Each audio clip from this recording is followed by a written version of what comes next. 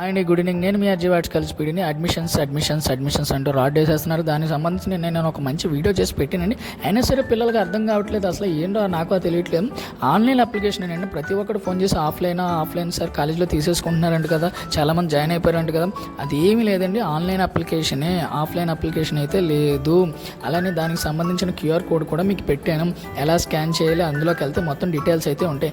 Offline application లేదండి, కేవలం ప్రతి కాలేజీలో ఒక హెల్ప్ లైన్ సెంటర్ అయితే పెడతారు. ఇప్పుడు మీరు నెట్ సెంటర్కి వెళ్ళి చేయించుకునే అవకాశం లేకపోయినా, మీకు క్లియర్గా తెలియకపోయినా ఆ హెల్ప్ లైన్ సెంటర్కి వెళ్తే వాళ్ళు వచ్చి అప్లై చేస్తారు అంతే. కానీ ఇది ఆఫ్లైన్ అప్లికేషన్ అయితే కాదండి. మీరు ఇంటి దగ్గర ఎలా చేసుకుంటారో ఇక్కడ కూడా వచ్చి అలానే చేసుకుంటారు. ఏంటంటే ఇక్కడ కాలేజీ వాళ్ళు కొంచెం హెల్ప్ చేస్తారు అంతేనండి.